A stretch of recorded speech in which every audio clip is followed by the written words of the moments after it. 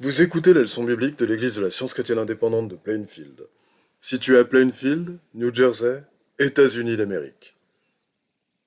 Leçon du dimanche 17 décembre 2023. Sujet. L'univers, y compris l'homme, est-il produit par la force atomique? Texte d'or, Job. Il est le Tout-Puissant. Nous ne pouvons l'atteindre. Il est grand en puissance ainsi qu'en équité. Pleinement juste, il n'opprime personne. Lecture alternée, Proverbe. Mon fils, n'oublie pas mes enseignements, et que ton cœur garde mes préceptes. Car ils prolongeront les jours et les années de ta vie, et ils augmenteront ta paix. Confie-toi en l'Éternel de tout ton cœur, et ne t'appuie pas sur ta sagesse. Reconnais-le dans toutes tes voies, et il aplanira tes sentiers. Ne sois point sage à tes propres yeux, crains l'Éternel, et détourne-toi du mal. Ce sera la santé pour tes muscles, et un rafraîchissement pour tes os.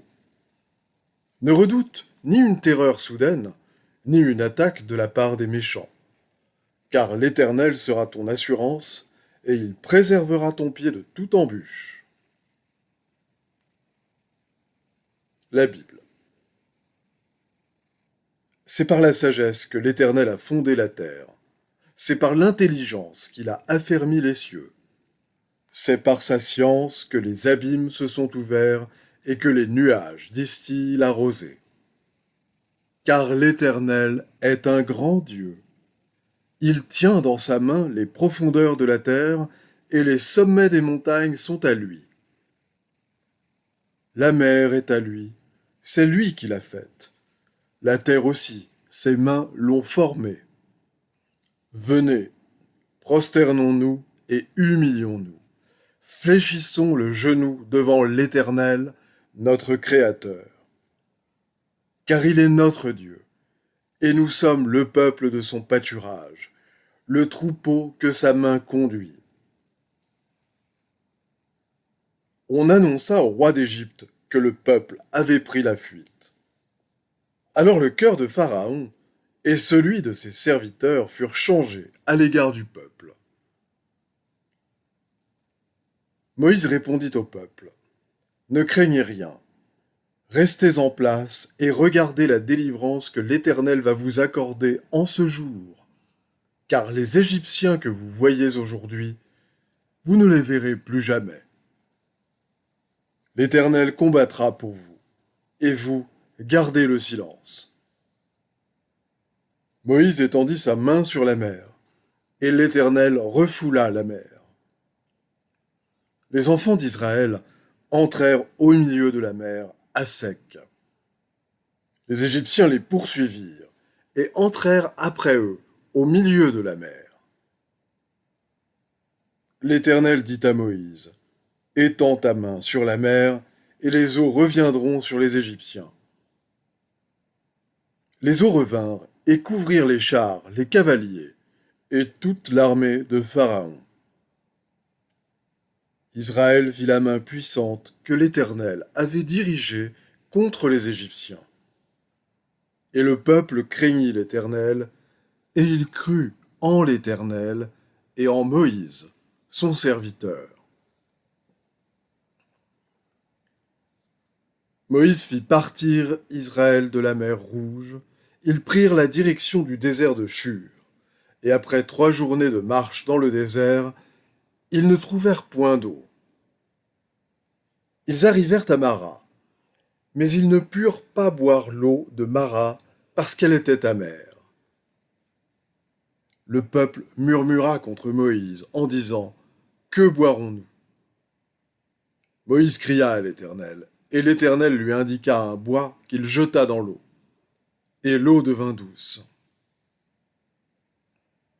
Toute l'assemblée des enfants d'Israël partit d'Élim, et ils arrivèrent au désert de Sin. Et toute l'assemblée des enfants d'Israël murmura dans le désert contre Moïse et Aaron. Les enfants d'Israël leur dirent, « Que ne sommes-nous morts par la main de l'Éternel dans le pays d'Égypte, quand nous étions assis près des pots de viande, quand nous mangions du pain à satiété. Car vous nous avez menés dans ce désert pour faire mourir de faim toute cette multitude. » Moïse dit, « L'Éternel a entendu les murmures que vous avez proférés contre lui. » L'Éternel s'adressant à Moïse dit, « J'ai entendu les murmures des enfants d'Israël. Dis-leur, entre les deux soirs, vous mangerez de la viande, et au matin, vous vous rassasierez de pain. Et vous saurez que je suis l'Éternel, votre Dieu. » Ils ne gardèrent point l'alliance de Dieu, et ils refusèrent de marcher selon sa loi. Ils mirent en oubli ses œuvres, ses merveilles qu'il leur avait fait voir. Ils parlèrent contre Dieu, ils dirent, « Dieu pourrait-il dresser une table dans le désert ?» Il consuma leurs jours par la vanité, et leurs années par une faim soudaine. Et ils se souvenaient que Dieu était leur rocher, que le Dieu Très-Haut était leur libérateur. Et Jésus chassa un démon qui était muet. Lorsque le démon fut sorti, le muet parla, et la foule fut dans l'admiration. Mais quelques-uns dirent, « C'est par Belzébul, le prince des démons, qu'il chasse les démons. » Et d'autres, pour l'éprouver, lui demandèrent un signe venant du ciel. Comme Jésus connaissait leurs pensées, il leur dit, « Tout royaume divisé contre lui-même est dévasté. Mais si c'est par le doigt de Dieu que je chasse les démons, le royaume de Dieu est donc venu vers vous. » Jésus dit ensuite à ses disciples, « C'est pourquoi je vous dis, ne vous inquiétez pas pour votre vie, de ce que vous mangerez, ni pour votre corps, de quoi vous serez vêtus. La vie est plus que la nourriture, et le corps plus que le vêtement. Ne cherchez pas ce que vous mangerez et ce que vous boirez, et ne soyez pas inquiets, car toutes ces choses, ce sont les païens du monde qui les recherchent. Votre Père sait que vous en avez besoin. Cherchez plutôt le royaume de Dieu, et toutes ces choses vous seront données par-dessus. Ne crains point, petit troupeau, car votre Père a trouvé bon de vous donner le royaume. À l'Éternel la terre et ce qu'elle renferme, le monde et ceux qui l'habitent. Car il l'a fondé sur les mers et affermi sur les fleuves.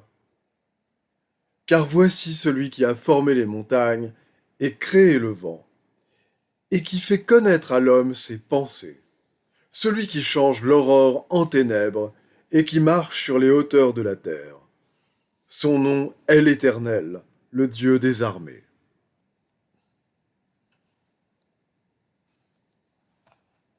Je vais maintenant lire les passages corrélatifs tirés du livre d'études de la science chrétienne, Science et santé, avec la clé des Écritures de Mary Baker Eddy. Dieu crée et gouverne l'univers, y compris l'homme. L'univers est rempli d'idées spirituelles que Dieu développe, et elles obéissent à l'entendement qui les crée. L'univers de l'esprit reflète le pouvoir créateur du principe divin, la vie, qui reproduit les formes innombrables de l'entendement et gouverne la multiplication de l'idée composée, l'homme. L'arbre et la plante ne donnent pas de fruits en vertu d'un pouvoir de propagation qui leur est propre, mais parce qu'ils reflètent l'entendement qui inclut tout. En Égypte, ce fut l'entendement qui sauva les Israélites de la croyance aux plaies. Dans le désert, les eaux jaillirent du rocher, la manne tomba du ciel. Au sein de la prospérité nationale, des miracles accompagnaient les succès des Hébreux. Mais lorsqu'ils s'écartèrent de l'idée vraie, leur démoralisation commença. Le miracle n'introduit pas le désordre, mais déroule l'ordre primitif, établissant la science de la loi immuable de Dieu. Seule l'évolution spirituelle est digne de l'opération du pouvoir divin. Le même pouvoir qui guérit le péché guérit également la maladie. La beauté de la sainteté consiste en ceci. Lorsque la vérité guérit les malades, elle chasse les maux. Et lorsque la vérité chasse le mal, appelé maladie, elle guérit les malades. Quand le Christ chassa le démon de la mutité, il arriva que lorsque le démon fut sorti, le muet parla. Il y a danger aujourd'hui à renouveler l'offense des Juifs en limitant le sein d'Israël et en demandant « Dieu pourrait-il dresser une table dans le désert ?» Que Dieu ne peut-il faire? L'adhésion, la cohésion et l'attraction sont des propriétés de l'entendement. Elles appartiennent au principe divin et maintiennent l'équilibre de cette pensée-force qui lança la Terre dans son orbite et dit à la vague orgueilleuse « Jusqu'ici, mais pas plus loin. » L'esprit est la vie, la substance et la continuité de toute chose. Nous foulons des forces. Retirez-les et la création s'écroulera forcément. La connaissance humaine les appelle forces de la matière, mais la science divine déclare qu'elles appartiennent entièrement à l'entendement divin, qu'elles sont inhérentes à cet entendement, et elle les remet ainsi à leur juste place et dans la classification qui leur convient. C'est non matériellement, mais spirituellement, que nous le connaissons en tant qu'entendement divin, que vie, vérité et amour. Nous obéirons et adorerons dans la mesure où nous comprendrons la nature divine et aimerons Dieu avec intelligence, ne guerroyant plus au sujet de sa corporalité, mais nous réjouissant dans l'abondance de notre Dieu. La religion sera alors une religion de cœur et non de tête. Le genre humain n'usera plus de tyrannie ni de proscription faute d'amour, coulant des moucherons et avalant des chameaux. Nous n'adorons spirituellement que lorsque nous cessons d'adorer matériellement. La dévotion spirituelle est l'âme du christianisme. L'esprit donne la compréhension qui élève la conscience et conduit dans toute la vérité. Le sens spirituel est le discernement du bien spirituel. La compréhension est la ligne de démarcation entre le réel et l'irréel. La compréhension spirituelle révèle l'entendement, vie, vérité et amour, et démontre le sens divin, donnant la preuve spirituelle de l'univers en science chrétienne. En science divine, l'homme est soutenu par Dieu, le principe divin de l'être. La terre, au commandement de Dieu, produit la nourriture nécessaire à l'homme. Sachant cela, Jésus dit un jour, « Ne vous inquiétez pas pour votre vie, de ce que vous mangerez ou de ce que vous boirez. » N'empiétant pas sur les prérogatives de son Créateur, mais reconnaissant que Dieu, le Père, est la mère de tout, peut nourrir et vêtir l'homme ainsi qu'il vêt les lys. L'amour divin a toujours répondu à tout besoin humain et y répondra toujours. À toute heure, l'amour divin dispense tout bien à l'humanité entière. Le miracle de la grâce n'est pas un miracle pour l'amour. Jésus démontra l'incapacité de la corporalité aussi bien que la capacité infinie de l'esprit, aidant ainsi le sens humain erroné à fuir ses propres convictions et à chercher le salut en science divine. La relation de Dieu à l'homme, du principe divin à l'idée, est indestructible dans la science. Et la science ne connaît ni déviation de l'harmonie, ni retour à l'harmonie. Mais elle affirme que l'ordre divin, ou loi spirituelle, dans lequel Dieu et tout ce qu'il crée parfait et éternel, est demeuré inchangé dans son histoire éternelle. Du commencement à la fin, les Écritures abondent en récits du triomphe de l'Esprit, l'entendement sur la matière. Moïse prouva la puissance de l'entendement en accomplissant ce que les hommes appelaient des miracles. Ainsi firent Josué, Élie et Élisée. L'ère chrétienne fut inaugurée par des signes et des merveilles. L'homme se rend maître de la matière dans la mesure où celle-ci perd pour le sens humain toute entité en tant qu'homme. Il pénètre dans un sens plus divin des faits et comprend la théologie de Jésus.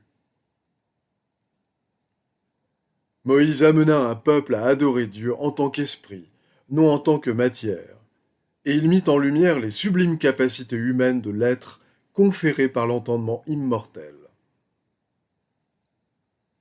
De même que les enfants d'Israël furent guidés triomphalement à travers la mer Rouge, sombre flux et reflux de la crainte humaine, de même qu'ils furent conduits à travers le désert, traversant péniblement la grande solitude des espérances humaines dans l'attente de la joie promise, ainsi l'idée spirituelle guidera tous les désirs justes dans leur passage du sens à l'âme, du sens matériel de l'existence au sens spirituel, jusqu'à la gloire préparée pour ceux qui aiment Dieu. La science majestueuse ne s'arrête pas, mais marche devant eux, telle une colonne de nuée pendant le jour et de feu pendant la nuit, conduisant jusqu'aux hauteurs divines. Les devoirs quotidiens de Mary Baker Eddy. Prière quotidienne. Il sera du devoir de tout membre de cette Église de prier chaque jour, que ton règne vienne, que le règne de la vérité, de la vie et de l'amour divin soit établi en moi, et élimine de moi tout péché. Et puisse ta parole enrichir les affections de toute l'humanité et la gouverner. Règles pour les mobiles et les actes. Ni l'animosité, ni un attachement purement personnel ne doivent déterminer les mobiles ou les actes des membres de l'Église mère. Dans la science, l'amour divin seul gouverne l'homme, et un scientiste chrétien reflète les douces aménités de l'amour en réprouvant le péché, et en manifestant un véritable esprit de fraternité, de charité et de pardon. Les membres de cette Église doivent journellement veiller et prier pour être délivrés de tout mal, pour ne pas prophétiser, juger, condamner, conseiller, influencer ou être influencé d'une manière erronée. Vigilance face au devoir. Il sera du devoir de chaque membre de cette Église de se défendre journellement contre la suggestion mentale agressive et de ne pas se laisser entraîner à oublier ou à négliger son devoir envers Dieu, envers son leader et envers l'humanité. Par ses œuvres, il sera jugé et justifié ou condamné.